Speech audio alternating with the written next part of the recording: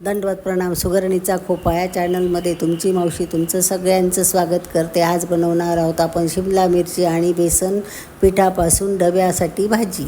त्याच्यासाठी मी या 300 ग्राम शिमला मिरच्या घेतल्या आहेत आणि ह्या छान अशा कवळ्या आहेत. यांची साल अतिशय पातळ आहे आणि ह्या स्वच्छ धुवून घेतल्या आहेत. तर मी अशा उभ्या प्रमाणामध्ये यांना कट करून घेणार आहे आणि छान अशा जास्त जाड नाही आणि जास्त बारीक नाही असे काप करायचे आहेत यांचे. आणि आम्ही याच्यासोबत 2 कांदे घेतले आहेत, ते पण आपल्याला अशाच उभ्या प्रमाणामध्ये कट करून घ्यायचे आहेत बारीक असे.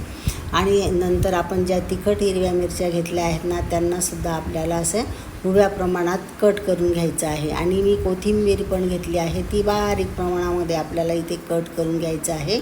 आपल्याला हे भाजीसाठी लागणारं सगळं काही जे साहित्य आहे ना, ते बारीक असं आपल्याला इथे कट झालं आहे. आणि आता आपण ठेवणार आहोत इथे गॅसवर कढई, कारण आपल्याला भाजीसाठी मसाला तयार करायचा आहे. आणि हा मसालाच खूप चवीचा आणि खूप खास आहे या भाजीसाठी. मी इथे 3-4 लाल मिरच्या घेतल्या आहेत, 1 चमचा धणे घेतले आहेत, अर्धा चमचा जिरं घेतलं आहे.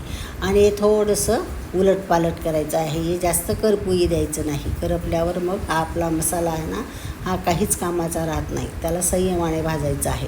आणि मी इथे 2 चमचे शेंगदाणे घातले आहेत, ते पण आपल्याला इथे भाजून घ्यायचे आहेत. आणि 2 चमचे बेसन पीठही या कढईमध्ये घातलं आहे मसाल्यासाठी, ते पण आपल्याला छान असं भाजून घ्यायचं आहे. बेसन पीठ जास्त भाजायचं नाही की त्याची चव जाते म्हणून, आणि कच्चंही राहू द्यायचं नाही. आपल्याला हे सगळं साहित्य संयमाने छान असं भाजून घ्यायचं आहे. आपला हा सर्व काही मसाला आहे ना, आपल्या या शिमला मिरचीच्या भाजीला चव आणणार आहे.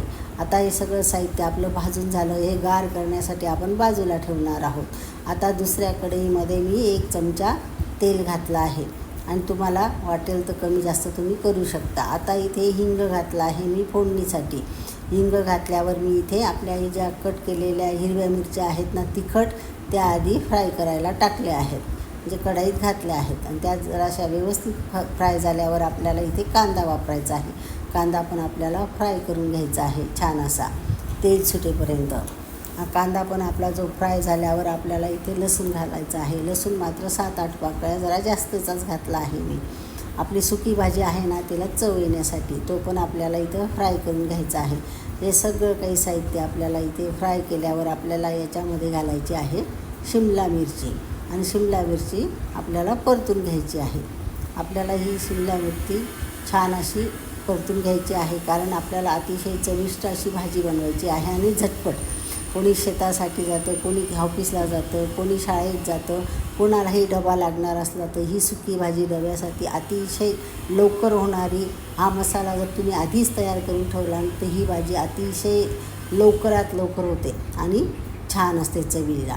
आता मी हा मसाला गार झाल्यावर मिक्सरमधून काढून घेतला आहे आणि हा मसाला मी जास्त जाड नाही, जास्त बारीक नाही, फक्त असा रवाळ वाटून घेतला आहे. आणि आपल्याला हा मसाला फक्त रवाळच वाटायचा आहे. आता आपली शिमला मिरची थोडी शिजली आहे, 10 ते 15%. आता याच्यामध्ये आपण मसाले घालून घेणार आहोत. तर तुम्ही हा डब्यासाठी भाजीचा पर्याय अतिशय सुंदर आहे. आपल्याला अशी शिमला मिरचीची भाजी खावीशी अशी वाटत नाही, पण अशी भाजी तुम्ही करून खा, तुम्ही नक्की परत परत बनवाल. आता मी या ठिकाणी हळद टाकून घेतली आहे. आपल्याला इथे मसाले टाकायचे आहेत, आपले बेसिक मसाले. चटणी घातली आहे, लाल मिरची पावडर 1 चमचा आणि थोडं मीठही घातलं आहे. आणि थोडा गरम मसाला वापरणार आहे मी या ठिकाणी. आणि धने जिरीची पावडरही वापरणार आहे, कारण आता आपण इथे हा मसाला मी चटणी कमीच वापरली आहे. आपल्याला इथे हिरव्या मिरच्या पण वापरल्या आहेत आणि आपला जो मसाला तयार केला आहे ना, त्याच्यामध्ये लाल सुकी मिरची पण वापरली आहे, म्हणून मी इथे 1 चमचा मिरची पावडर घातली आहे. आता हा मसाला घालू आपण. आता आपली भाजी कमीत कमी 40%वर आली आहे. आणि त्यानंतर मी आता हा आपल्या मिक्सरच्या भांड्यात जो तयार करून दळलेला मसाला आहे तो या ठिकाणी वापरणार आहे. आता हा मसाला घातल्यावर पण आपल्याला ही भाजी उलटपालट करून घ्यायची आहे. आणि आता मी इथे आमचूर पावडर वापरली आहे. आमचूर पावडर 2 चमचे. नसेल आमचूर पावडर तर आपण इथे लिंबू वापरणार आहोत. ही कसुरी मेथी आहे, ही भाजून बारीक करून घेतलेली आहे, ती पण मी या ठिकाणी वापरली आहे. आणि या ठिकाणी आपण काळं मीठसुद्धा वापरलं आहे. या सगळ्या साहित्यामुळे आपली भाजी अगदी भन्नाट होते. आता हिरवीगार अशी कोथिंबीर बारीक कट करून घेतली आहे आणि ही सुद्धा मी या भाजीत टाकली आहे. आणि आपली ही भाजी छान अशी झाली आहे बरं का तयार. आता मी या दुसऱ्या भांड्यात कढईमधून काढून घेते. आणि आपल्याला जेवायला घ्यायचं आहे. तर मी आता आपल्यासाठी पान वाढते, चला या जेवायला. आता ही भाजी घेते, याच्यामध्ये बरोबर लोणचं, पोळी हे सगळं काही आपल्याला या ठिकाणी वाढून घ्यायचं आहे आणि जेवायला बसायचं आहे. तुम्ही पण ही भाजी करून खायची आहे, अतिशय सुंदर आणि स्वादिष्ट होते. चला तर मग तुम्हाला आजचा व्हिडिओ आला असेल तर लाईक करा, शेअर करा, सबस्क्राईब करा. काळजी घ्या स्वतः.